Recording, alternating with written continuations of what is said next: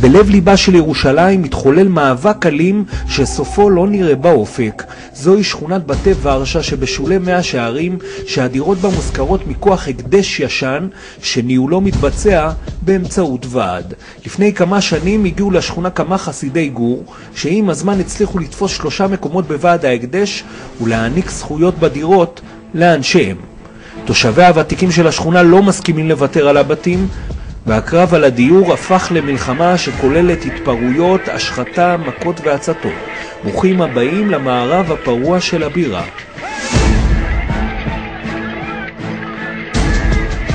בבתי ורשה גרים תושבים מכלל העדות והחוגים שתמיד היו מיוצגים בהקדש של השכונה, בוועד השכונה.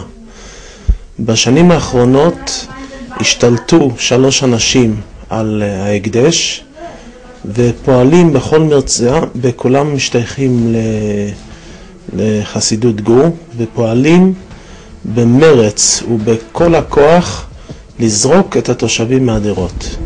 וככה קמה התקוממות של כל תושבי השכונה ללא יוצא מן הכלל. כולם התקוממו נגדם ופתחו ועד נגדי שהם מיוצגים בו בכדי לשמור על זכויותיהם.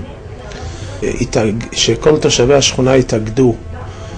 אז החל מסע השמצה ומסע אלימות נגדי ונגד כל חברי ועד השכונה.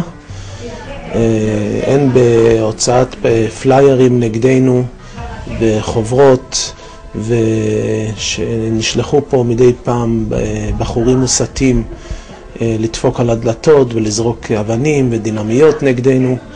וככה המצב הידרדר יותר ויותר, עד שהחלטנו בהמלצת הרבנים לפנות לבית משפט המחוזי להגיש תביעה משפטית נגד חוקיות הבעלות של אנשי ההקדש.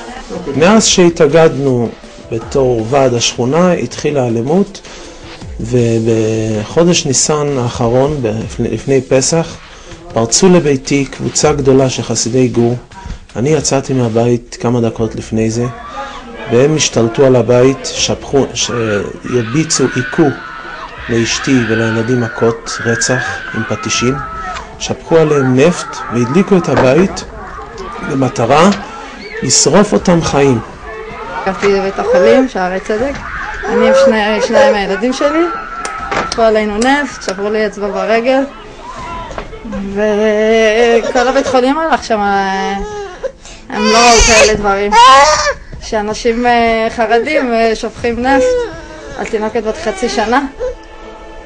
המצב הידרדר והידרדר, עד שביום שלישי לפני שבוע הלכתי ברחוב צפניה עם עוד 2 חברים, פתאום התנפלו עליי איזה 10-15 בריונים עם ברזלים, והחלו להפלות במכות בכל חלקי גופי, על הראש, בידיים, ברגליים, בבטן, בגב, ועד שהייתי זב ממני דם רב, וקראו, הטיפול נמרץ הגיע ופינה אותי לבית חולים. שכבתי בבית חולים שבוע שלם. אנחנו חיים בפחד יומיומי.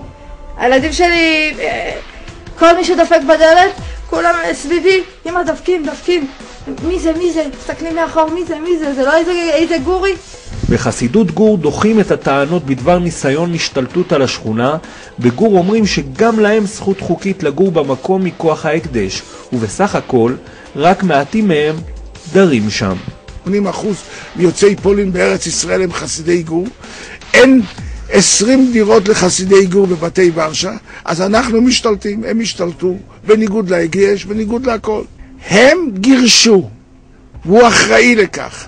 אם לא שהתברתי בתביעת דיבה, הוא גירש יהודי שקוראים לו שמואליק אירנשטיין, שהוא מדור דורות מוורשה, הסבא שלו היה ורשה, והילד הסבא שלו, מכל הדורות. היה לו דירה, הוא גירש אותו. לקח את כל כספו, לקח את כל החפצים שלו, לקח את הנעליים של אשתו, ואפילו הלך לרב, אחד מהקבוצה שלו, לשאול אם מותר ללבוש את הנעליים. הוא קיבל מכות מאנשים שחושבים שמגיע לו, ומגיע לו. ואני מזדהה איתם. אני אומר לך, הירשמן צריך לפחד, הוא פגע באנשים, הוא גזל את האנשים, הוא גנב באנשים, והוא צריך לפחד. ומי שעושה דברים כאלה צריך לפחד. שני הצדדים פנו לבית משפט, אבל התחושה היא שגם אם תהיה פסיקה ברורה, הקרב כאן לא יסתיים כל כך מהר.